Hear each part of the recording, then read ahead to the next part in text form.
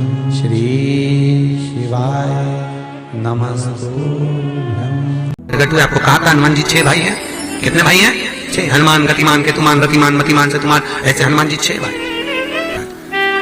कोई व्यक्ति पैसा खा गया, नहीं दे रहा, बहुत परेशान हो गए, मांग मांग कर दे गए, नहीं दे रहा, हाथ जोड़ लिए, पांव जोड़ लिए, सब कुछ कर लिया, नहीं दे रहा, तो हनुमान जी के तीसरे नंबर का भाई रतिमान, रतिमान, गतिमान नहीं, रतिमान, रतिमान का नाम लीजिए। पीपल के पत्ते पर लाल सिंदूर से जो व्यक्ति पैसा लेकर गया उसका नाम लेकर बहते हुए पानी में अपनी कामना कर रतिमान का नाम लेकर छोड़ दीजिए। 15 दिन में रतिमान ऐसी उतावली मचाता है कि उसको हाथ जोड़कर वो खुद फोन लगाकर बोलता है, भैया तेरा मैं पैसा लौटा दूंगा। रतिमान का स्मरण किया जाता है। रतिमान का कोई व्यापार नहीं चलता हो, दिक्कत आ रही हो, हनुमान जी के दूसरे नंबर का भाई गतिमान का स्मरण करो।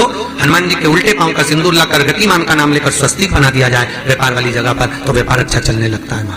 घी का दिया लगाइए अगर चालीसा का पाठ कर रहे हो हनुमान जी का, और बहुत ज्यादा संकट है, बहुत ज्यादा परेशानी है, तो हनुमान चालीसा का पाठ करो तो तिल्ली के तेल का दिया लगा,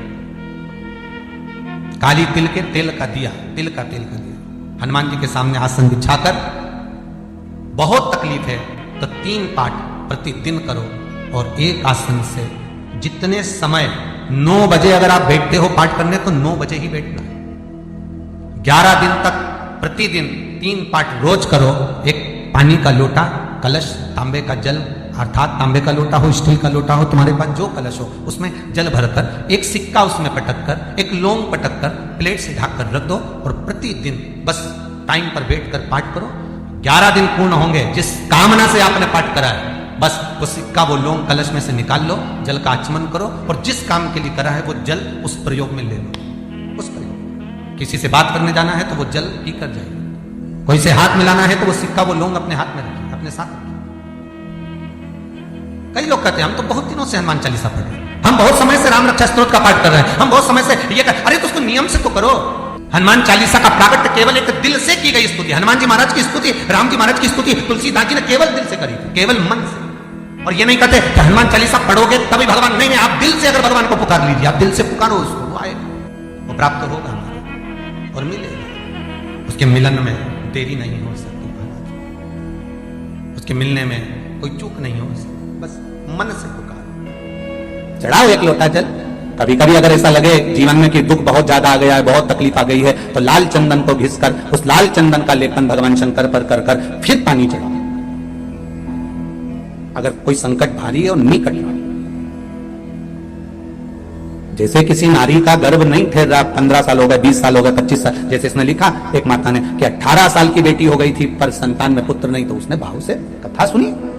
ऐसे आपके भीतर अगर 20 साल हो गए, 25 साल हो गए, 30 साल हो गए, संतान का सुखी नहीं है, लाल चंदन का लेपन बाबा भोलेनाथ पर करना प्रारंभ करो, पीठिका पर लाल चंदन का लेपन करना प्रारंभ करो, लाल चंदन से बाबा का श्रृंगार करना प्रारंभ करो। एक बेलपत्री पर लाल चंदन, दोनों पत्ती नीचे वाली, जो